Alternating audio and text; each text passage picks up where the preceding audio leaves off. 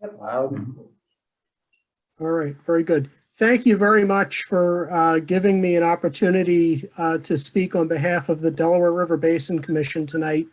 And we're going to present some ongoing work that we've been doing on updating a product called Decision Support System, or DSS, for habitat evaluations in the Upper Delaware.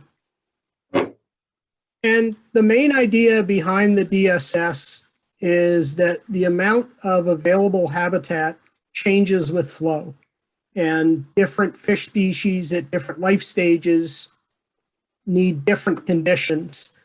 Some may need slower flowing, shallower water. Others may need faster flowing, deeper water. And in the Delaware, we have flow management regimes that indicate how water will be released from the reservoirs. And we would like to be able to know how that habitat changes under those different flow management regimes. And the main idea behind the DSS is that it's a tool for making that evaluation, for being able to look at the different flow management regimes and understanding their impact on available habitat.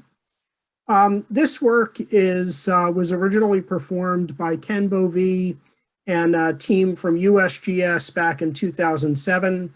They published a report called Decision Support Framework for Water Management in the Upper Delaware. And along with that report, there were a couple of different implementations of an interactive tool. One of those tools was a spreadsheet-based tool that was developed in 2007 that had some VBA code behind it. Later, they came out with a GIS-based tool that was called RefDSS.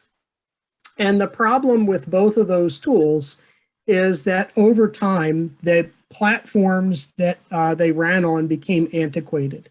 And so they were hard or impossible to run. They weren't expandable. And they were really limited to comparing one base case to one alternative case.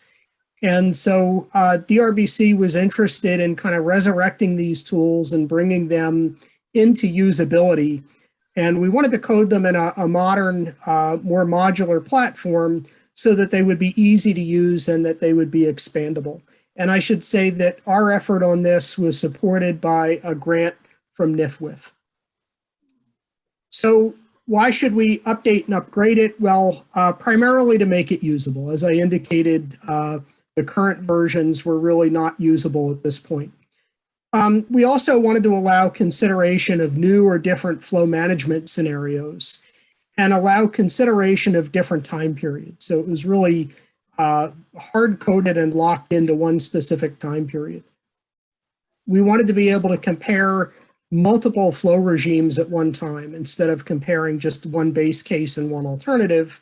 And we wanted the whole system to be expandable so that if we got new information, new data on new species, we would be able to incorporate that.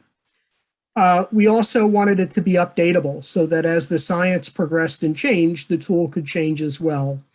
And finally, we wanted to be able to extract new outputs and really a new understanding from all of this. And the original DSS was more limited in the output that it provided. So in the original DSS work, this was based on some field studies in reaches in the Upper Delaware, 2 reaches on the West Branch, 3 reaches on the East Branch, and 3 on the main stem Delaware from Hancock down to Lordville, and then 3 reaches on the Neversink. And they extrapolated that field study so that they're covering the entire Upper Delaware. So it's not just the smaller reaches that are shown on the map, but extrapolated to include the West Branch, the East Branch, the Neversink, and the main stem to Lordville. In the DSS, it considers different species of fish at different life stages. So, and as you see on the table here, you'll see these codes again. So it includes considerations of brown trout, rainbow trout, American shad, and 2 different classes of other finfish. So other finfish in shallow, fast-flowing water and other finfish in shallow, slow-flowing water. It also considers different life stages. So for brown trout, it includes information for brown trout that are spawning, incubation, juvenile or adult. For rainbow trout, juvenile and adult. For American shad, spawning and juvenile. I should point out that there is not habitat information for all species in all locations.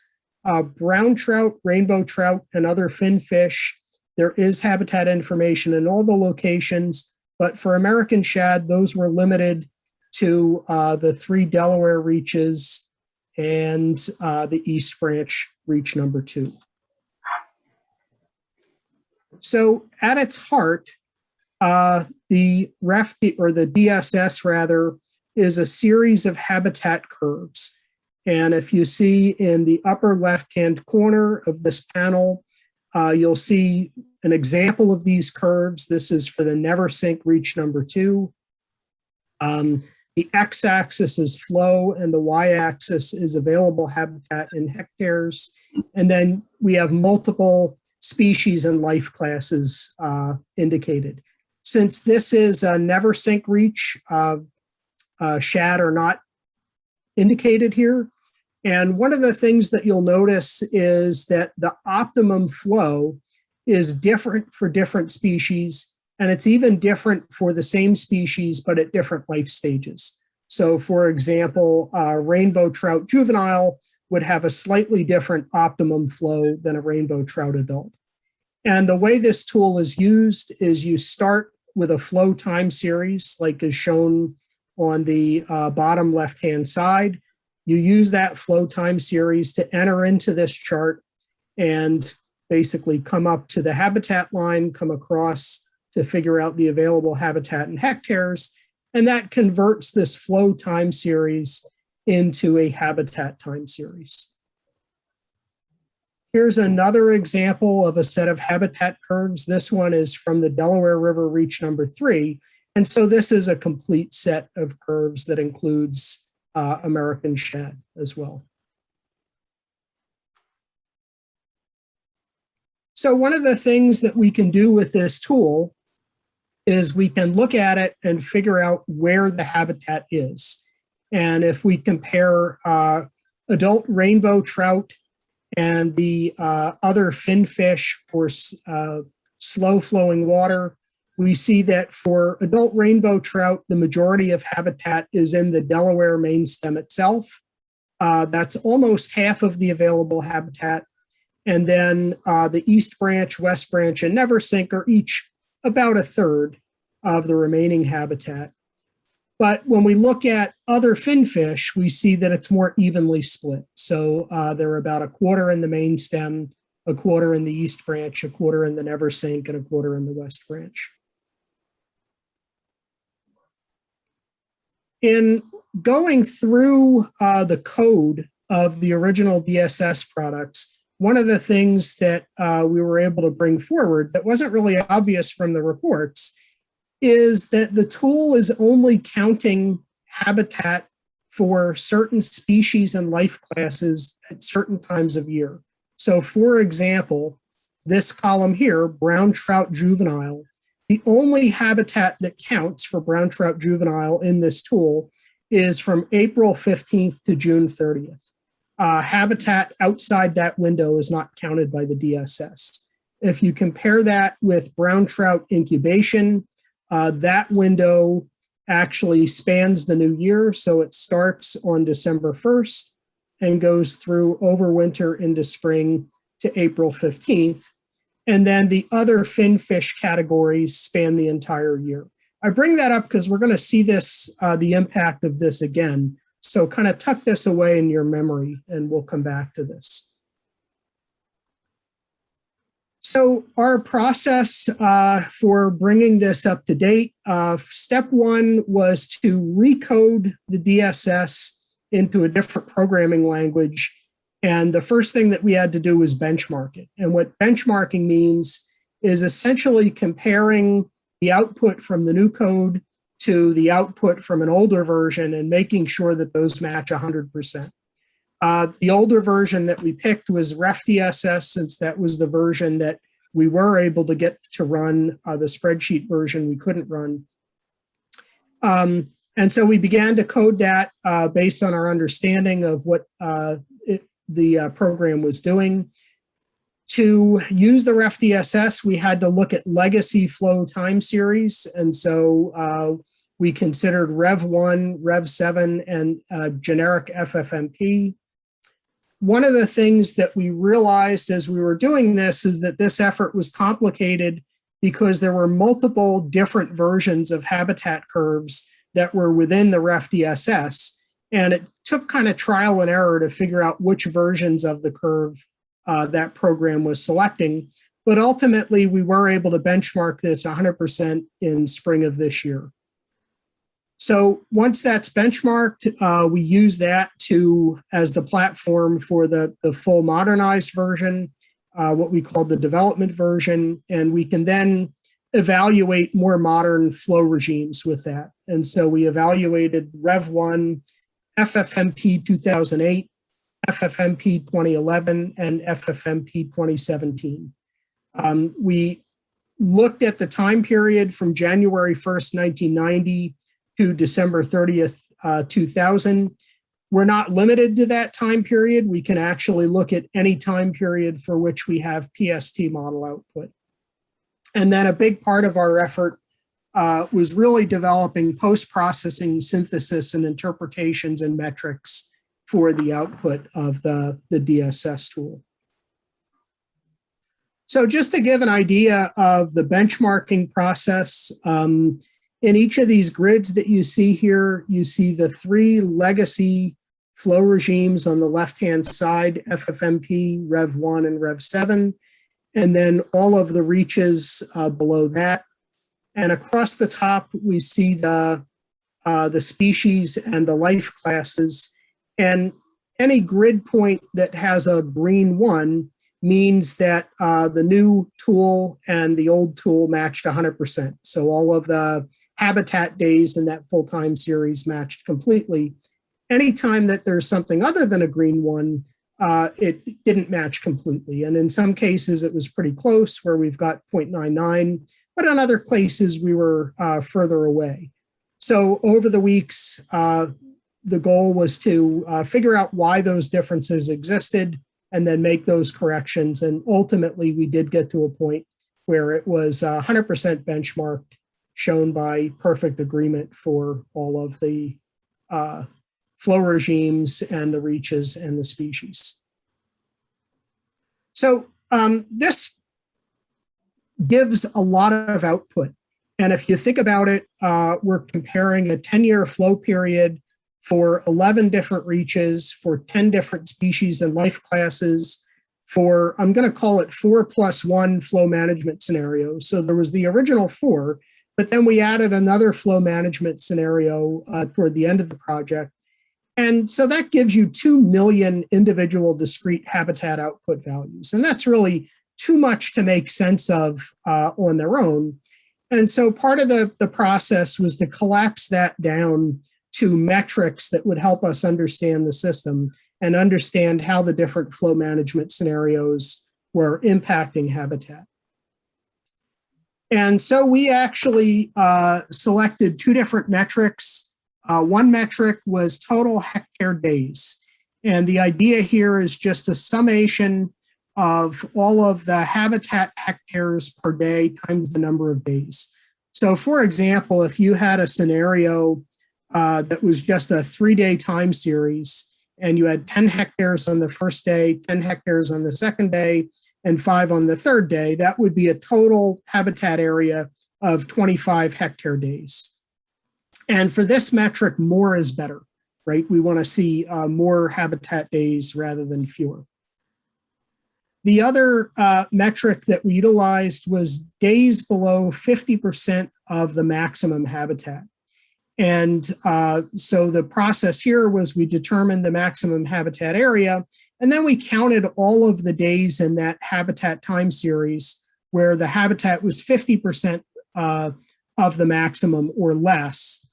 And in this case, it's the opposite. So fewer days below 50% is better. We would rather see very few days when the habitat is that low. So I mentioned that we added in a new flow management scenario. And if you see the last column here, we called that Alt-OST. And what Alt-OST represents is DRBC's attempt to implement some recommended changes proposed by Trout Unlimited and Garth Pettinger to the selection of OST release schedule values. Now, I am far from the expert in that area, so that's pretty much all the description of that I'm going to give. But the link to Mr. Pettinger's presentation is here, and if anybody's interested in looking at that in more detail, you can certainly do that. So the output without the color scheme is just the total hectare days by flow management regime and by species and life class. And the color-coded version on the right-hand side, we're comparing here everything to FFmpeg 2017. So FFmpeg 2017 is the current flow management regime. And basically, we want to see if the other flow management regimes are better or worse than that. So it's kind of like if you go to the eye doctor and he tests you for glasses and he flips the lenses and says better or worse. It's the same idea here. And when we look at that comparison, oh, sorry, I lost my microphone. Hold on one second. Okay, can you still hear me okay? Yeah. Can people still hear me? Yes. Yes. All right, hold on one second. About now, can you hear me okay? Okay. Yes. So when we do that comparison with FFmpeg 2017, in general, we see that Rev 1 is worse, providing lower habitat. The one exception to that is down here, the slow-flowing other finfish guild. In general, FFMP is probably a little bit worse, but again, maybe a little bit better for shad and other finfish.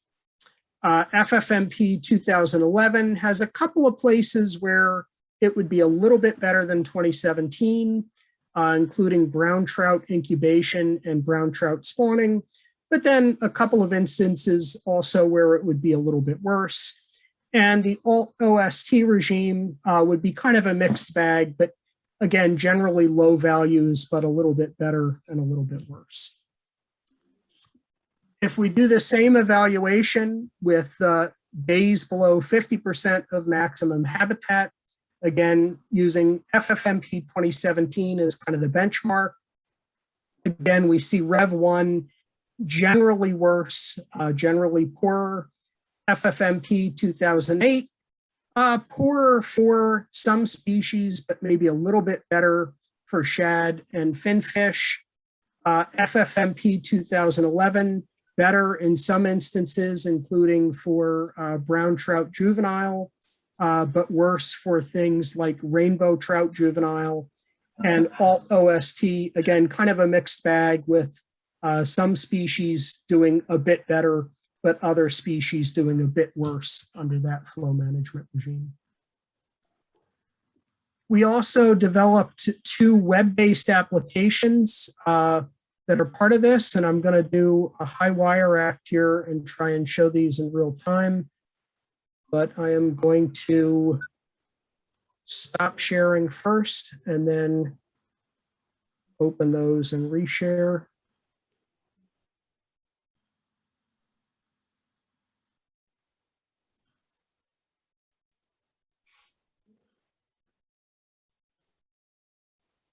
So hopefully you're seeing what looks like mostly a blank screen at this point. This is actually one of the web apps. And across the top here, you can select the different species that you want to look at. You can select the life stage, the reach, and then the flow value. And when you hit run, it will generate a mapping of the available habitat. So the available habitat for adult brown trout in Delaware Reach 1 under this low flow is the area shown in yellow. So that's the habitat that's available. If we change the flow change to more of a mid-level flow. We see that habitat changes and increases a bit. If we evaluate the highest flow condition, we see the habitat changes again, and some interesting things to note. The middle part of the river, which was previously indicated as habitat, is now indicated as not habitat. But there are some marginal areas that are habitat. And the area over the island, which was previously dry land, some of that is now inundated, and that's indicated as habitat. All right, I'm going to stop sharing that one and open the other one.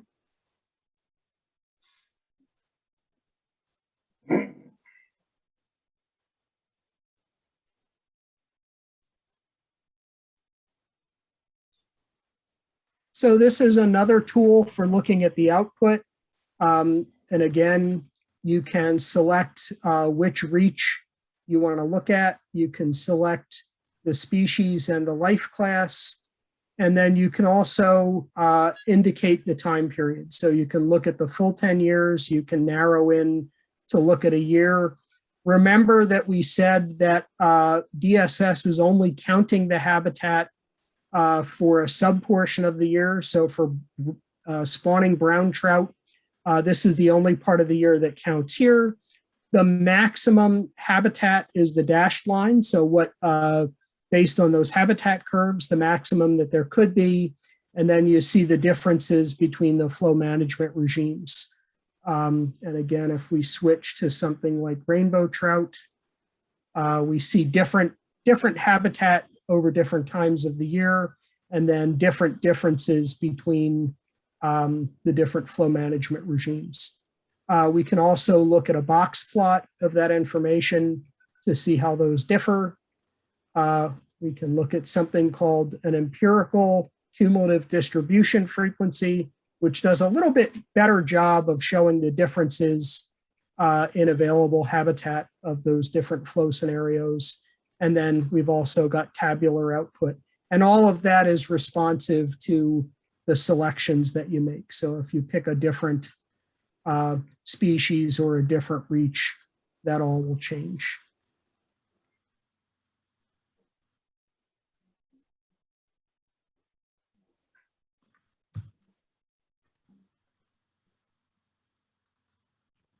Oops. So a couple of steps left for us under the grant. We're also working on what we've called a GIS-based narrative engagement tool, also known as a story map. And so we're hoping to have that done by the end of the grant period. And then ultimately, all of this will be wrapped up and submitted to NIFWIF in March 2022, so right at the end of this month. And this will all be publicly available. So those two interactive web tools that I showed we're not releasing those just yet, but they will be released with this product, and there will be a full final report that'll go along with this. But we're not looking to end work on this with the grant. Really, our goal is to keep this alive and keep it useful. And so we're going to continue to work and coordinate with the Subcommittee on Ecological Flows and other stakeholders. And that includes possibly evaluating new rapid flow change protocols. There is some information on dwarf wedge mussel habitat, and so we may be incorporating that into this tool as well. And then finally, there's a lot of interest in trying to incorporate temperature considerations into this. And so that also might be something that we do in the post-grant period. And that is all I have. I'd be happy to take any questions. Anyone have a question for John? John, how do you pronounce your last name? Let's start with that. Yagecic, but I'll respond to anything remotely close to that. So, and where are you calling in from? I'm in Bensalem, Pennsylvania. Okay. How did the trout ever survive before they had all these graphs? Before they had what? The graphs? Yeah, before they had all that math. Well, the graphs are for the people. They're not for the trout. So So, Andy, I just have a question. I mean, that was a lot of data. So my brain is kind of, I guess, oversaturated at this point, but a real basic question, and maybe I'm naive, but why are you using 2017 as your baseline to compare everything else to? Was that the best slope that you it's guys not came up with? sure. I'm happy to answer that. It's not the year 2017. It's FFMP 2017, which is the current flow management regime that's in place right now. So that's the set of rules that's in place today that is dictating how water is released from the reservoirs. And we're comparing that to other sets of rules that have been used in the past or that others have recommended. So as you're comparing the 2017, well, as everything else is being compared to 2017, you're pretty much validating that 2017 gave the better outcome for fish survival. Is that how I'm sort of looking at it? Because again, there was a lot of data that I'm trying to digest. Well, certainly there were other flow regimes that you could say for sure looked worse, right? So Rev 1 in particular looked worse. So that would be it would be a bad idea for fish habitat to go back to Rev 1. Some of the other flow management regimes, it was more of a mixed bag. So some of the other flow management regimes looked a little bit better for some species and a little bit worse for other species.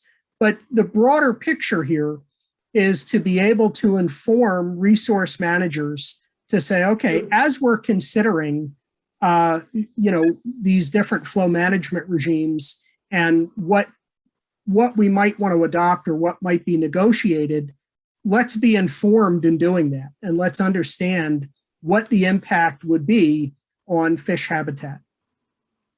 Now that makes sense because you're using your data to validate the existence, I guess, but you don't have a flow management plan that will benefit all of them at any one time, correct? No, and that can't exist, right? Because the needs are different. So if you go back and you look at those habitat curves, there's not one optimum peak that occurs at the same flow for all the species or all the life classes. So it's always going to be a matter of trade-offs to say, okay, under a given flow management scenario is going to be a little bit better for this species at this life class and a little bit worse for this species at this life class. And how do you strike the balance to get something that is generally protective and meets human needs as well? Thank you. Any other questions for John? Not. We thank you, John, for your program. I salute Nadia to be able to ask a question because I'm unable to. I'm data driven now. Hardly contemplate asking a question, but we appreciate the work you do, and I wish I understood it better. So tell me, who uses this data? Is this the flow committee for the DRBC? How is Yeah, it? so we're working most directly with the Subcommittee on Ecological Flows, the CEF, and that's a subcommittee of the RFAC, which is the Regulated Flow Advisory Committee. Wasn't this stuff recently just formulated? How long has that been in existence, that committee? I'm sorry, I missed part of that question. Yeah, the committee that studies this, isn't that relatively new? Yeah, they were reconvened. I would say it was somewhere in the neighborhood of about 3 years ago. They existed in the past, and they were not active for a while, but they were reconvened about 3 years ago. Andy, Kristen has a question. Who has a question? Kristen? Kristen, I by the did. way. I didn't so much have a question, but I'm not sure. John's quite a modest person, and I'm not sure he really introduced himself. So I just want to sort of do a late introduction.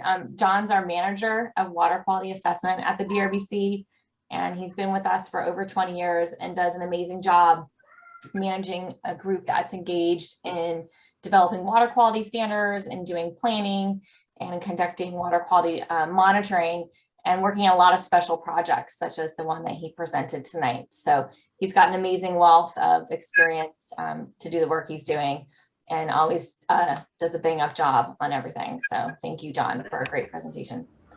Thanks, Kristen. I have a question. Fred, fire away.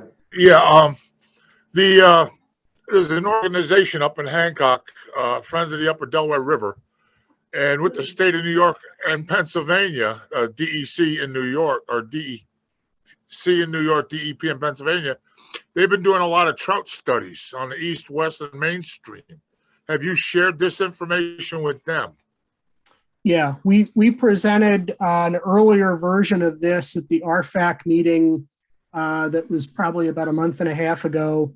And then we presented it at a CEF meeting recently. So yeah, we've been very plugged in all along the way. Because they And, have all new regulations for fishing on the main stem, et cetera, catches Yeah. and number of fishes. Yeah, I'm sorry, I missed your question, missed that last part. I said they've redone the regulations on catching, catch and release and trout fishing and creel limits up and down the east, west, and main stem.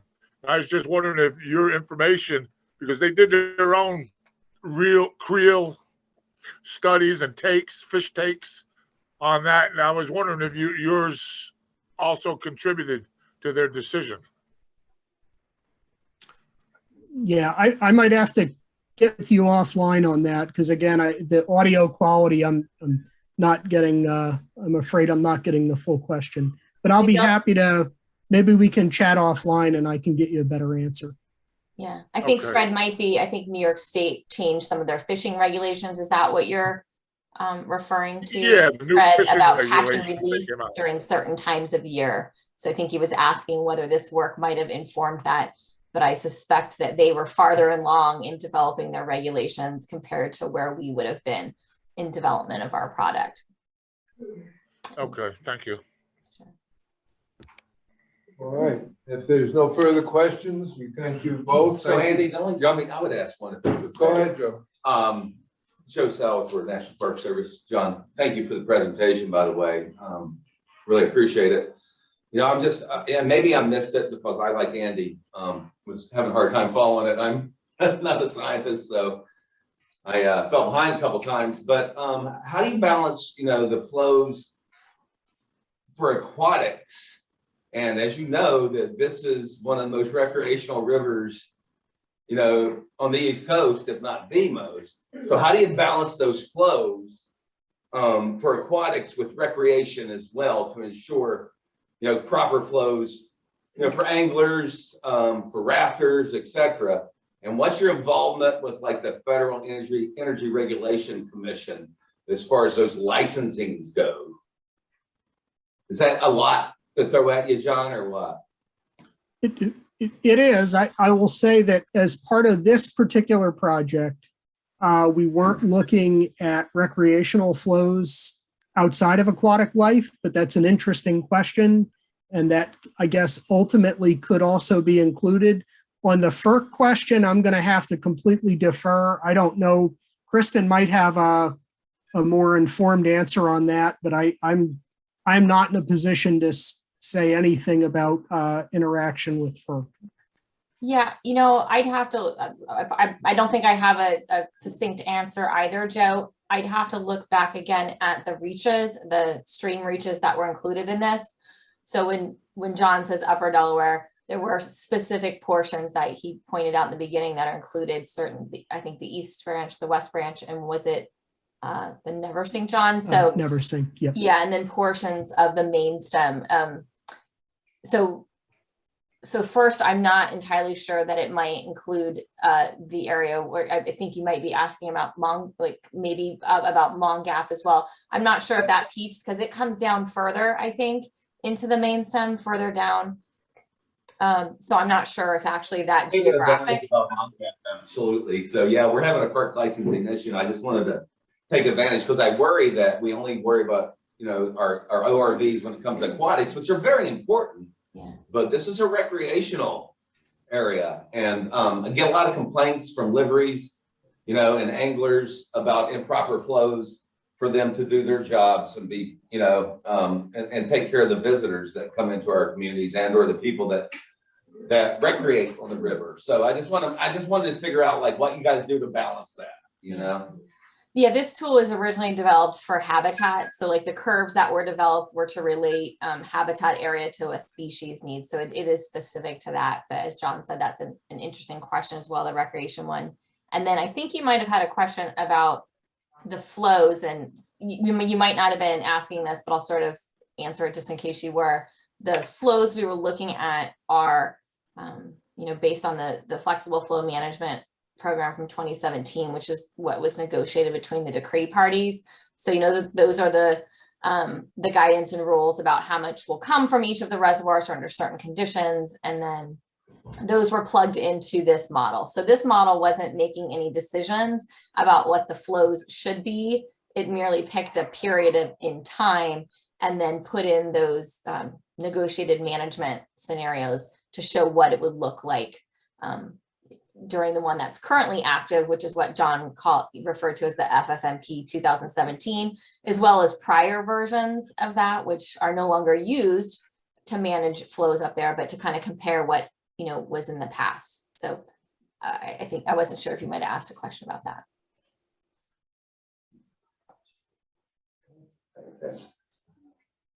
Thanks, Kristen. Okay, thank you both. And thank you, John. Thanks, John. Thank you. Okay. Thank you. Wow. Yeah. Right, look at the line.